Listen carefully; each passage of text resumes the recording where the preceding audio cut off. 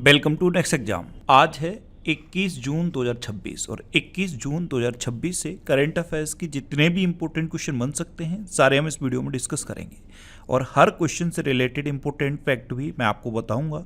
तो आप पूरा वीडियो बहुत ध्यान से देखिए। लास्ट में मैं आपसे क्वेश्चन पूछूंगा, उसका आंसर आपको कमेंट बॉक्स में बताना है। तो चलिए स्टार्ट करते हैं। पहला क्वेश्चन है, विश्व संगीत दिवस कब मनाया गया है? तो देखो, हर साल 21 जून को विश्व संगीत दिवस मनाया जाता है। अब 21 जून सुनते ही अंतर्राष्ट्रीय योग दिवस माइंड में आता है, तो अंतर्राष्ट्रीय योग दिवस भी 21 जून को मनाया जाता है और विश्व संगीत दिवस भी 21 जून को मनाया जाता है। तो इस क्वेश्चन का बी ऑप्शन सही है। अब संगीत यानी कि म्यूजिक, तो म्यूजिक कुछ लोगों के लिए तो एंटरटेनमेंट हो सकता है, लेकिन कुछ लोगों के लिए ये दिमाग को खुश करने और उनको रिलैक्स थेरेपी की तरह काम करता है। तो संगीत की इसी उपयोगिता के बारे में जागरूकता बढ़ाने के लिए हर साल 21 जून को विश्व संगीत दिवस मनाया जाता है। तो 21 जून को अंतर्राष्ट्रीय योग दिवस भी है और 21 जून को विश्व संगीत दिवस भी है। अच्छा, अभी 1 जून को विश्व दुग्ध दिवस मनाया गया और इस बार इसकी थीम क्या थी? महिला किसानों का सम्मान। 2 जून को अंतर्राष्ट्रीय यौनकर्मी दिवस और तेलंगाना स्थापना दिवस मनाया गया। 3 जून को विश्व साइकिल दिवस मनाया गया। 4 जून को आक्रामकता के शिकार निर्दोष बच्चों का अंतर्राष्ट्रीय दिवस मनाया गया। 5 जून को विश्व पर्यावरण दिवस मनाया गया और इस बार के विश्व पर्यावरण दिवस की थीम क्या थी? Inspired by nature for climate for our future. 6 जून को विश्व कीट जागरूकता दिवस मनाया गया। 7 जून को विश्व खाद्य सुरक्षा दिवस मनाया गया। 8 जून को विश्व महासागर दिवस मनाया गया और इस बार के विश्व महासागर दिवस की थीम क्या थी? Strong marine protected areas for our blue planet. 9 जून को अंतर्राष्ट्रीय अभिलेखागार दिवस मनाया गया। 10 जून को दृष्टिदान संकल्प दिवस मनाया गया। 11 जून को अंतर्राष्ट्रीय खेल दिवस मनाया गया। 12 जून को बाल श्रम निषेध दिवस मनाया गया। 13 जून को एल्बिनिज्म जागरूकता दिवस मनाया गया। 14 जून को विश्व रक्तदाता दिवस मनाया गया और इस बार के विश्व रक्तदाता दिवस की थीम क्या थी? 1 drop of humanity give blood save lives. अच्छा, 15 जून को वैश्विक पवन दिवस मनाया गया। 16 जून को अंतर्राष्ट्रीय पारिवारिक धन प्रेषण दिवस मनाया गया। 17 जून को विश्व मरुस्थलीकरण एवं सूखा रोकथाम दिवस मनाया गया और 17 जून को ही विश्व मगरमच्छ दिवस मनाया जाता है। 18 जून को हेट स्पीच का सामना करने के लिए अंतर्राष्ट्रीय दिवस मनाया गया। 19 जून को विश्व सिकल सेल दिवस मनाया गया और 20 जून को विश्व शरणार्थी दिवस मनाया गया। तो जून में अब तक इतने इंपॉर्टेंट डे मनाए गए हैं, ये आपको याद रखने हैं। अच्छा, आज की इस वीडियो का हम टारगेट रखते हैं 10,000 लाइक का। तो अगर ये वीडियो आपको अच्छा लगता है, हेल्पफुल लगता है, तब आप इसे लाइक और शेयर जरूर किया करो। और मैं आपको बोलता हूँ, डेली मॉर्निंग में उठकर सबसे पहले अपने लिए एक टारगेट फिक्स करो। चाहे छोटा सा ही टारगेट फिक्स करो, लेकिन डेली मॉर्निंग में उठकर सबसे पहले अपने लिए एक टारगेट फिक्स करो और फिर अपना पूरा दिन उस टारगेट को अचीव करने में लगा दो। आपकी लाइफ ऑटोमेटिकली अच्छी हो जाएगी। नेक्स्ट क्वेश्चन है, हाल ही में महाराष्ट्र सरकार ने कहाँ उच्च ऊर्जा मेडिकल साइक्लोट्रॉन परियोजना के लिए 300 करोड़ मंजूर किए हैं? तो ये नागपुर के लिए मंजूर किए हैं। तो इस क्वेश्चन का सी ऑप्शन सही है। किसने मंजूर किए हैं? महाराष्ट्र ने। तो मैप में देखो, ये है महाराष्ट्र। महाराष्ट्र की कैपिटल है मुंबई। महाराष्ट्र के चीफ मिनिस्टर हैं देवेंद्र फडणवीस और महाराष्ट्र के गवर्नर हैं जिष्णुदेव वर्मा।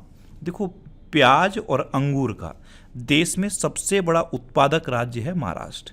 ये क्षेत्रफल की दृष्टि से तीसरा और जनसंख्या की दृष्टि से दूसरा सबसे बड़ा राज्य है।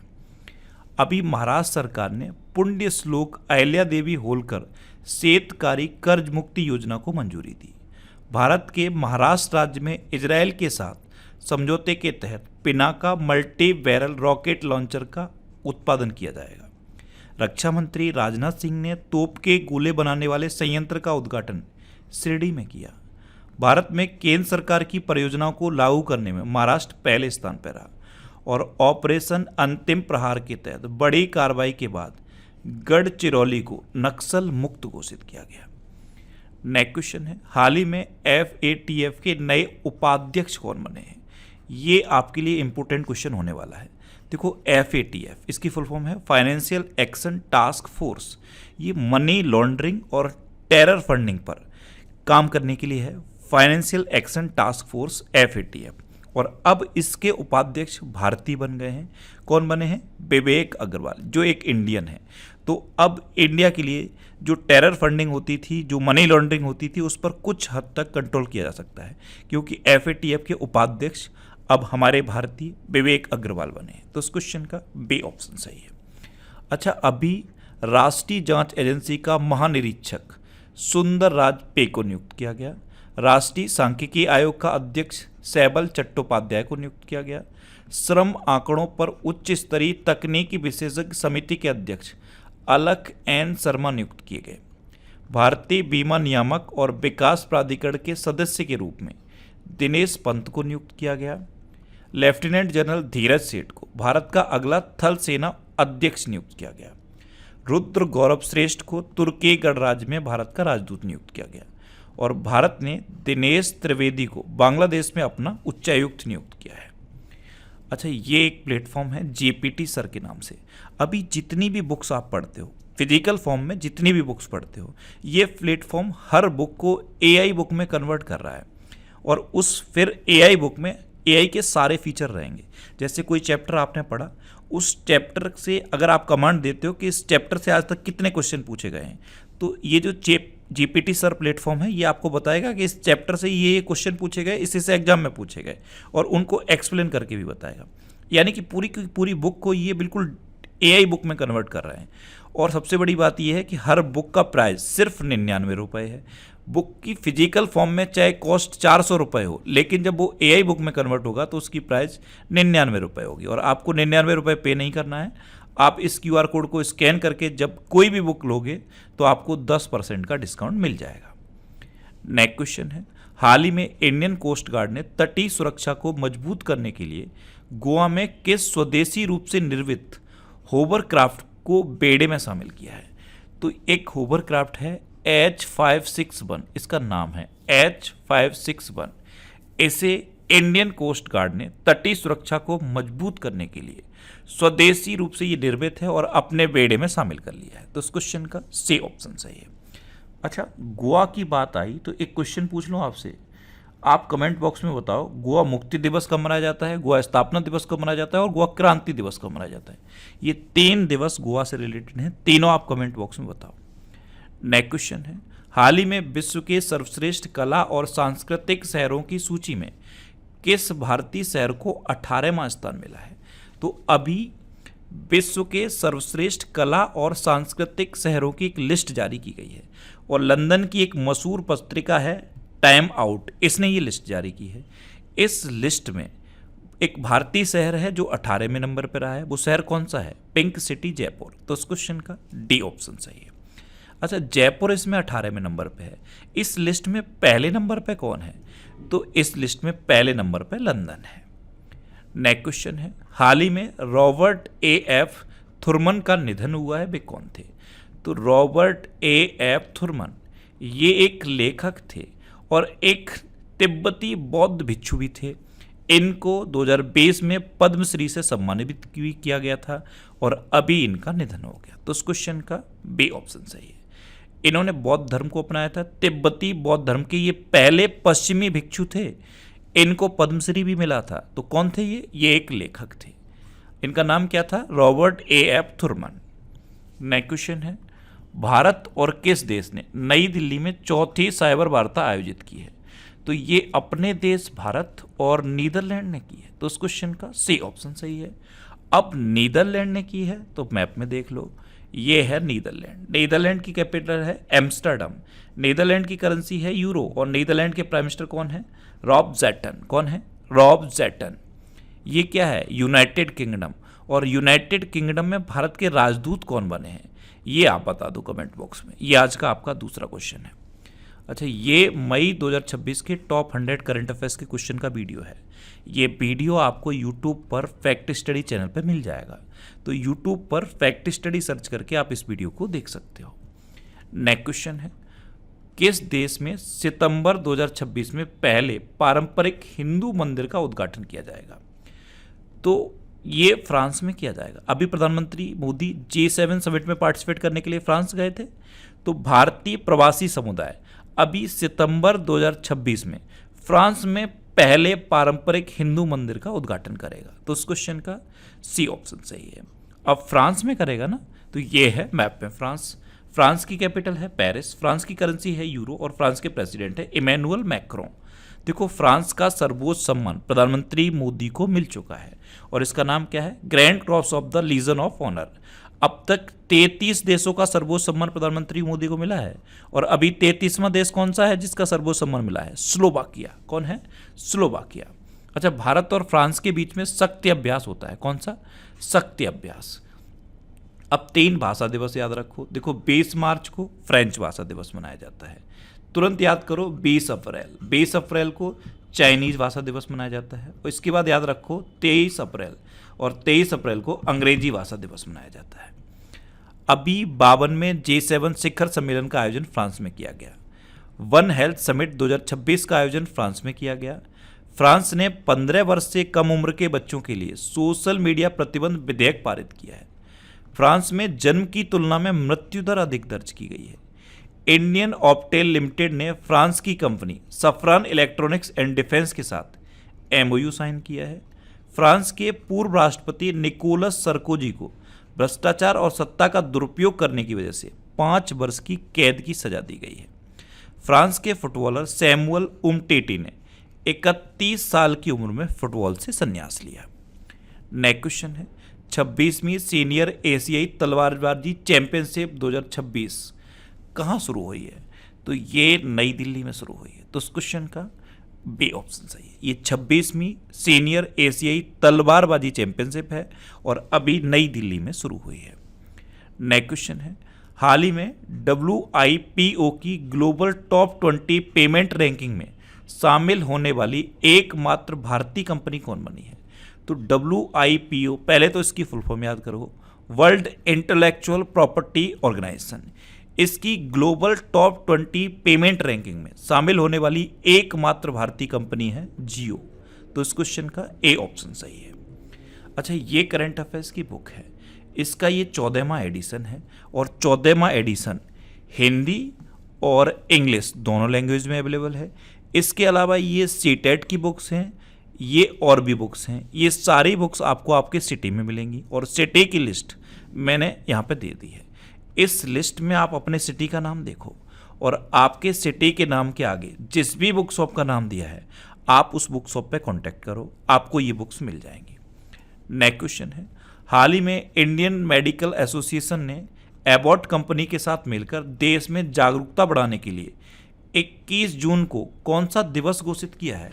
अब देखो, 21 जून को अंतर्राष्ट्रीय योग दिवस हुआ, 21 जून को वर्ल्ड म्यूजिक डे हुआ और 21 जून को ही इंडियन मेडिकल एसोसिएशन ने विटामिन डी दिवस घोषित कर दिया है। तो इस क्वेश्चन का सी ऑप्शन सही है।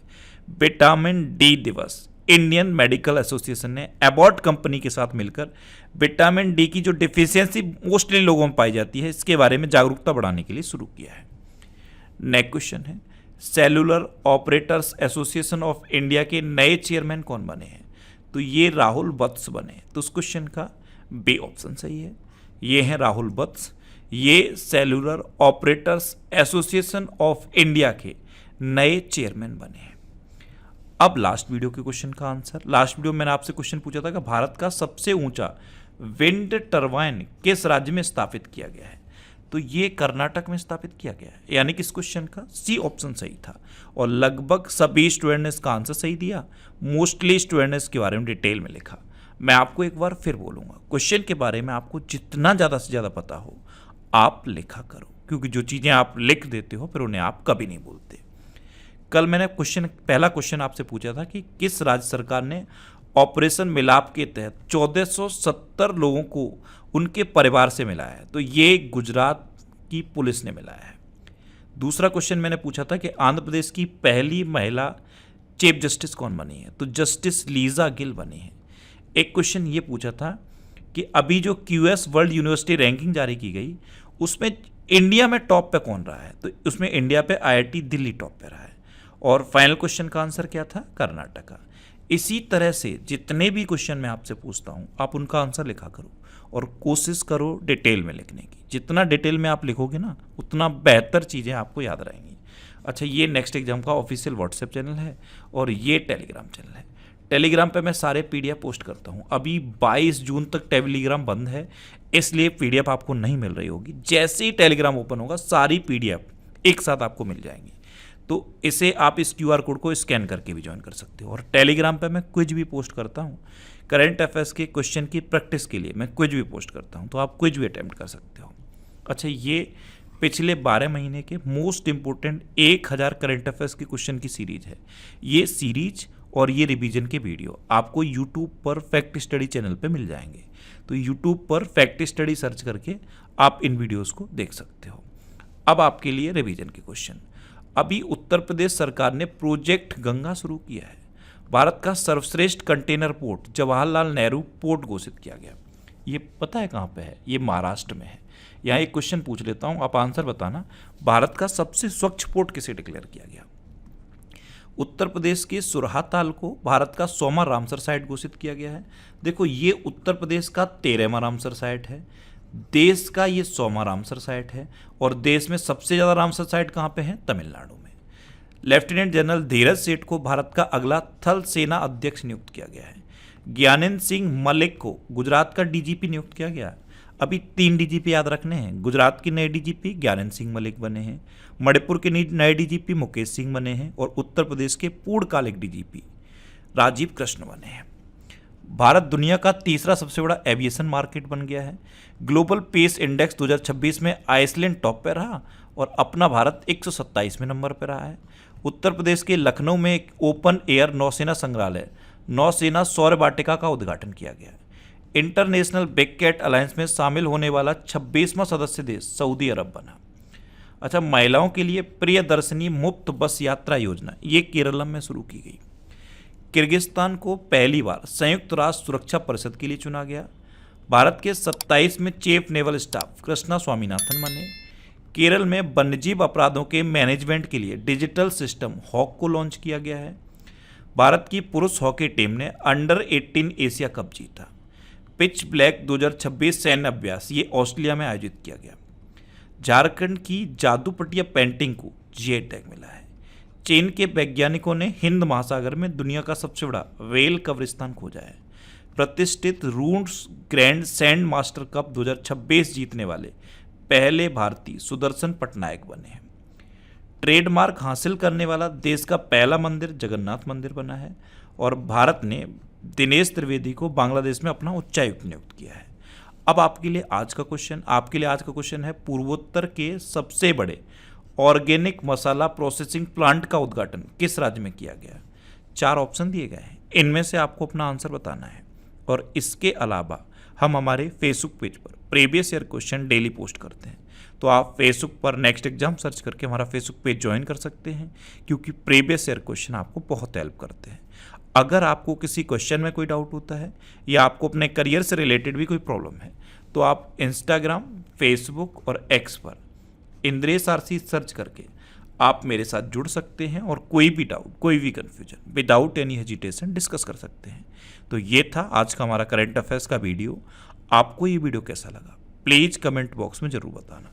और अगर अभी तक भी आपने हमारे इस चैनल को सब्सक्राइब नहीं किया है तो इसे आप सब्सक्राइब कर लीजिए। आपको इस चैनल से निश्चित ही मदद मिलेगी। जब भी आपसे सब्सक्राइब करेंगे तो बराबर में एक बेल आइकन बन के आएगा, आप उस बेल आइकन पर जरूर क्लिक कर लें, जिससे कि आपको डेली मॉर्निंग में करंट अफेयर्स की वीडियो मिलती रहे। Next exam always with you. Thanks for watching.